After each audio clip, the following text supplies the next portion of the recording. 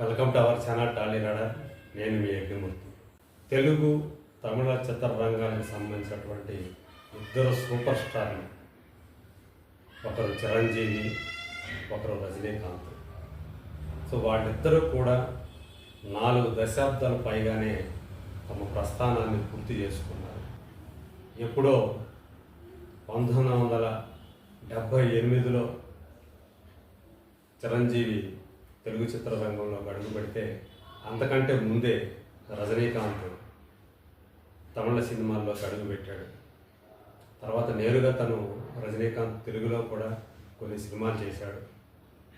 ఎన్టీఆర్ తోటి, కృష్ణతోటి, చిరంజీవితో కలిసి ఆయన పనిచేశాడు.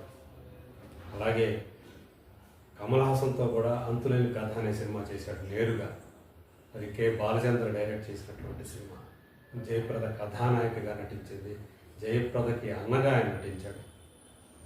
Rajinikanth south India super star అనేదాకా ఆయన కీర్తి ప్రతిష్టలు సంపాదించుకున్నాడు. సో వీళ్ళిద్దరూ కూడా చూస్తే, ఇద్దరి మధ్య కూడా ఇన్ని సంవత్సరాలైనా కూడా ఇప్పటికీ కూడా రజనీకాంత్ తమిళ సినిమాలో అదే స్టార్డమ్ని నిలుపుకొని ఉంటే, చిరంజీవి సైతం మధ్యలో ఆయనకి రాజకీయాల్లో దిగటం వల్ల 9 సంవత్సరాల గ్యాప్ వచ్చింది సినిమాలో. మళ్ళీ ఖైదీ నెంబర్ 150 తోటి మళ్ళీ కంబ్యాక్ ఇచ్చిన తర్వాత కూడా మళ్ళీ ఆయన మెగాస్టార్గానే ఆయన ప్రజలు ఆదరించడం అనేది ఒక విశేషంగా చెప్పాలి. ఇప్పటికీ సో ఆయన తన స్టార్డమ్ని నిలుపుకోవడం అనేది గొప్ప విషయంగా చెప్పాలి. కాకపోతే అంతకుముందు ఆయన రాజకీయాల్లోకి అడుగు పెట్టకముందు తనే నెంబర్ 1 ప్లేస్లో ఉన్నాడు ఇండస్ట్రీలో. సో ఇప్పుడు వేరే ప్రభాస్ లాంటి, మహేష్ లాంటి, తన సొంత తమ్ముడైనటువంటి పవన్ కళ్యాణ్ ఇలాంటి వాళ్ళందరూ రావటం, అల్లు అర్జున్, రామ్ చరణ్, జూనియర్ ఎన్టీఆర్, సో ఇలాంటి స్టార్లు 6 మంది తయారవడంతో ఆయన మునుపటి నెంబర్ 1 ప్లేస్లో లేకపోవచ్చు, కానీ బట్ ఇప్పటికీ తను మెగాస్టార్గా ఆ నీరాజనాలు అందుకుంటూనే ఉన్నారు. ఆ ఖైదీ నెంబర్ 150 సూపర్ హిట్ అయింది. అలాగే ఈ మధ్య చూస్తే వాల్తేరు వీరయ్య కూడా ఎంత పెద్ద ఘన విజయం సాధించిందో మనం చూసాం. అతి త్వరలో ఆయన విశ్వంభర అనే సినిమాతోటి మన ముందుకి రాబోతూ ఉన్నారు. సో ఇలా చూసుకుంటే ఈ ఇద్దరిలోనూ ఆ సారూప్యతలు, అంటే పోలికలు, అలాగే తేడాలు కొన్ని కనిపిస్తాయి. ఇద్దరూ కూడా అంటే పర్ఫార్మెన్స్ పరంగా కంటే కూడా తమ స్టైల్ తోటి వాళ్ళు అప్పటి యూత్లో విపరీతమైనటువంటి ఫాలోయింగ్ సంపాదించుకున్నారు. చిరంజీవి అయితే అప్పటిదాకా కథానాయకులు అంత స్పీడ్ డ్యాన్స్లు ఎప్పుడు కూడా వేయలేదు. అలా స్పీడ్ డ్యాన్స్ తోటి తనే తెలుగు సినిమాల్లోకి బ్రేక్ డ్యాన్స్ని తీసుకొచ్చినా, డిస్కో డ్యాన్స్ని తీసుకొచ్చినా తనే. సో అలా తను ఒక సూపర్ డ్యాన్సర్గా, అంత బాగా డ్యాన్స్ చేసేటువంటి, అంత స్పీడ్గా డ్యాన్స్ చేసేటువంటి హీరో ఇంకొక లేడు అన్నంతగా ఆ రోజుల్లో ఆయన పేరు తెచ్చుకున్నాడు. అందుగురించి అందరూ అటెన్షన్ ఆయన మీద పడింది. అలాగే యాక్షన్, సో డూప్ లేకుండా ఆ యాక్షన్ సినిమాల్లో ఆయన నటించాడు. ఎంత ఎత్తు వేయించి కింద దూకాలన్నా దూకాడు. అలాగే ఎన్నో రిస్కీ షాట్, మోటార్ బైకుల మీద కానివ్వండి, కారు చేసింగ్లు కానివ్వండి, ఎన్నో దెబ్బలు తగిలాయి. ఒక్కొక్కసారి ప్రాణాపాయ స్థితిని కూడా ఎదుర్కొన్నాడు. అలా కష్టపడటం వల్లే ఆయన ఆ రేంజ్కి, మెగాస్టార్ రేంజ్కి ఎదిగాడని చెప్పాలి. రజనీకాంత్ ఆయన మేనరిజమ్స్ ఏవైతే ఉన్నాయో, సిగరెట్ని గాల్లోకి ఎగిరి నోటితో పట్టుకోవటం, అలాగే ఏదైనా సరే ఒక చేత్తో కొట్టి అది పైకి ఎగరేసి మళ్ళీ పట్టుకోవటం, సో ఇలాంటి ఎన్నో రకాల ఫీట్స్ ఆయన మేనరిజమ్స్గా మారిపోయాయి. ఆ మేనరిజమ్స్ తోటే ఆయన మెస్మరైజ్ చేశాడు అనేక మందిని. అలాగే ఆయన స్టైల్ ఆఫ్ యాక్షన్, ఆయన చిరంజీవిలాగా డ్యాన్సర్ కాదు, అంత స్పీడ్గా డ్యాన్స్ చేయలేడు, కానీ ఒక గ్రేస్ ఉంటుంది. చిన్న చిన్న మూమెంట్స్ తోటే ఆయన ఆ పాటల్లో ఆ డ్యాన్స్ కదలికలతోటి ఆయన ఆకట్టుకునేవాడు. యాక్షన్ సన్నివేశాలు తను కూడా మొదట్లో యంగ్గా ఉన్నప్పుడు డూప్ లేకుండా యాక్షన్ సన్నివేశాలు చేశాడు. అలాగే ఎక్కువగా ఆయన స్టార్ అయిన తర్వాత రజనీకాంత్కి సంబంధించినటువంటి సినిమాలు చూసుకుంటే హీరో సెంట్రిక్గానే ఉండేవి. చిరంజీవి అయినా అంతే, అలాగే ఒక సామాన్యుడు పాత్రలో, ఒక కామన్ మ్యాన్ పాత్రలో ఇద్దరూ కూడా నటించి మెప్పించారు. సోఫిస్టికేటెడ్ హీరోస్గా కాకుండా ఒక కామన్ మ్యాన్గా చేసినటువంటి ఆ పాత్రలే సామాన్యులకి ఎక్కువ మంది ప్రేక్షకులు బిలో పావర్టీ లైన్లో ఉన్నవాళ్ళు లేదా మిడిల్ క్లాస్ పీపుల్ కాబట్టి ఆ తరహా పాత్రలు చేయడం వల్ల వాళ్ళిద్దరూ కూడా వాళ్ళని ఎక్కువ మంది అంటే మాస్ ఆడియన్స్ అని ఎవరైతే అంటారో వాళ్ళలో ఇద్దరూ కూడా చోటు సంపాదించుకున్నారు. అలా కథల విషయంలోకి వచ్చేటప్పుడు దాదాపు ఒకే రకమైన సిమిలారిటీస్ కలిగినటువంటి ఆ కథాంశాలు వాళ్ళకి కనిపిస్తాయి. కొన్ని ప్రయోగాలు చేశారు, చిరంజీవి కొన్ని ప్రయోగాలు చేశారు, వాటిలో కొన్ని సక్సెస్ అయినాయి, ఎక్కువ శాతం ఫెయిల్ అయినాయనే చెప్పాలి ప్రయోగాలు చేసినప్పుడు. రజనీకాంత్ కూడా అలాగే తను హీరో సెంట్రిక్గా చేసిన సినిమాలను ఎక్కువగా సక్సెస్ అయ్యాడు. అలాగే ఇద్దరు కూడా స్టార్టింగ్లో నెగిటివ్ రోల్స్ పోషించిన వాళ్ళే. సో అట్లా నటులుగా మెప్పించి తర్వాత సూపర్ స్టార్. ఇక ఆఫ్ స్క్రీన్కి వస్తే, సో ఆన్ స్క్రీన్లో ఎన్ని పోలికలు ఉన్నాయి కదా, ఆఫ్ స్క్రీన్కి వస్తే ఇద్దరి వ్యవహార సరళి చాలా భిన్నంగా ఉండటం మనకు కనిపిస్తుంది. ఒక విషయం మాత్రం కామన్ కనిపిస్తుంది, అదేంటంటే వినయశీలత. సో ఇంత స్టార్లు అయినప్పటికీ కూడా, కోట్లకు అధిపతులైనప్పటికీ కూడా వాళ్ళు ఎదుటి వాళ్ళని గౌరవించే విధానంలో అప్పటికి ఇప్పటికీ మార్పే రాలేదు. సో ఒక మీడియా పర్సన్గా మనం వాళ్ళని కలిసినప్పుడు అవి మనకు బాగా అర్థమవుతూ ఉంటుంది.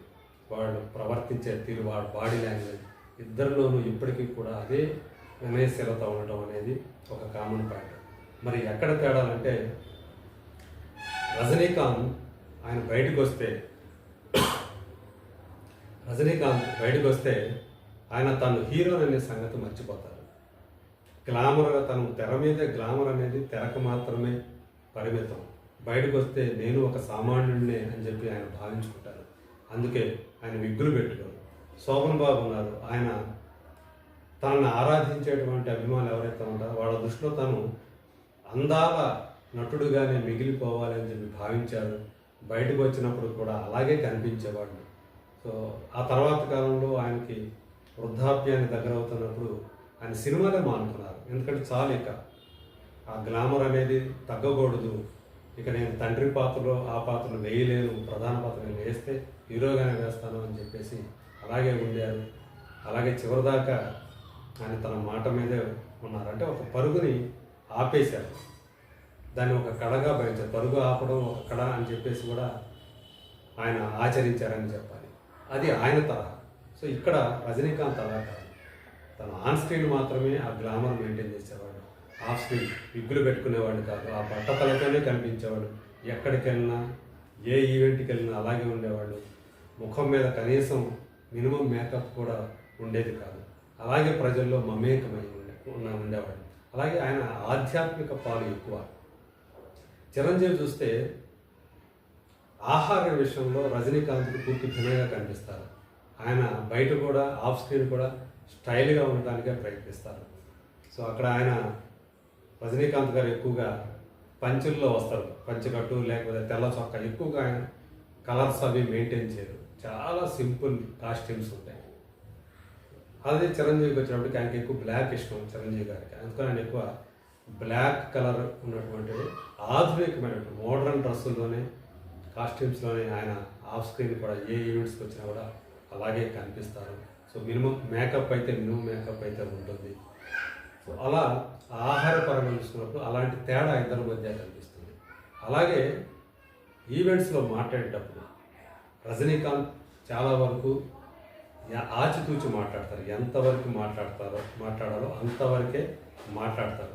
సాధారణంగా వివాదాస్పద వ్యాఖ్యలు చేయరు, ఎక్కువగా చలోక్తులు విసరరు, చాలా డీసెంట్గా మాట్లాడతారు. ఆధ్యాత్మిక అంశాల మీద ఎక్కువగా ఫోకస్ పెడతారు. ఎదుటి వాళ్ళు ఆధ్యాత్మికత ఎక్కువగా, ఆ వినయశీలత గురించే మాట్లాడతారు. ఎంత ఎదిగినా ఒదిగి ఉండాలనేటువంటి విషయాన్ని ఆయన నొక్కి వక్కాణిస్తూ ఉంటారు. సో అలాగే అదే చిరంజీవికి వచ్చేటప్పటికి ఎక్కువగా ఈయన చలోక్తులు విసురుతూ ఉంటారు. సినిమాలో తను వేసేటువంటి ఆ పంచ్ డైలాగ్స్ ఏవైతే ఉన్నాయో అవి ఇక్కడ కూడా సమయం సందర్భం వచ్చినప్పుడల్లా ఆయన మాట్లాడుతూ ఉంటారు. సో ఎదుటి వాళ్ళ మీద ఏదన్నా తనని అప్పటికి ఎవరైనా సరే తన మీద నెగిటివ్గా కామెంట్లు ఎవరైనా చేసి ఉంటే వాళ్ళని ఉద్దేశించి పరోక్షంగా వాళ్ళ మీద చెలోక్తులు విసురుతుంటారు. అలా ఇద్దరూ కూడా బయటకు వచ్చినప్పుడు ప్రవర్తించే తీరులో మాత్రం ఆ తేడాలు మాత్రం చాలా స్పష్టంగా కనిపిస్తాయి. చిరంజీవి ఆధ్యాత్మిక విషయంలో పెద్దగా ఎక్కువగా మాట్లాడరు, కానీ బట్ సామాజిక సేవ విషయంలో మాత్రం చాలా ముందుంటారనే విషయం మనందరికీ తెలుసు. ఆయన బ్లడ్ బ్యాంక్ కానీ ఐ బ్యాంక్ కానివ్వండి, సో ఇవన్నీ కూడా ఎంత సేవ చేస్తున్నాయో మనకు తెలుసు. అలాగే కరోనా వచ్చిన టైంలో ఆయన చేసినటువంటి కృషి, సో ఎంతోమంది కార్మికులకి, సినీ కార్మికులకి ఉచితంగా ఆ నిత్యావసరాలని 2-3 నెలలు అందించడం అనేది చిన్న విషయం కాదు. సో అలాంటి పనులు చేశారు. రజనీకాంత్ గారు ఏంటంటే ఇలాంటి ఆయన సామాజిక సేవ చేస్తారు, కానీ ఎక్కువగా ప్రచారానికి దూరంగా ఉంటారు. సో గుప్తదానాలు ఎన్నో చేస్తుంటారని చెప్పేసి అక్కడ తమిళ చిత్రరంగం వాళ్ళు చెప్తూ ఉండేటువంటి మాట.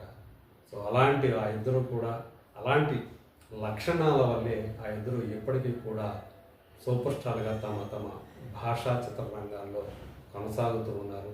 సో ఆ ఇద్దరు మరింత కాలం, సో మనకు తెలుసు చిరంజీవి గారు 70 సంవత్సరాల్లోకి అడుగు పెట్టారు. సో ఈయన కంటే కూడా ఆయన 1-2 సంవత్సరాలు రజనీకాంత్ ఇంకా పెద్దవాళ్ళు. సో ఈ వయసులో కూడా వాళ్ళు 70లోకి వచ్చినా కూడా రాణిస్తూ ఉండటం మనందరినీ కూడా అలరింపజేస్తూ ఉండటం అనేది నిజంగా గొప్ప విషయం, మనందరికీ కూడా గర్వకారణం. ఆ ఇద్దరు కూడా మరింత కాలం ఆరోగ్యంతో ఉండి మనల్ని తెర మీద అలరింపజేయాలని చెప్పి మనస్ఫూర్తిగా కోరుకుంటున్నాను.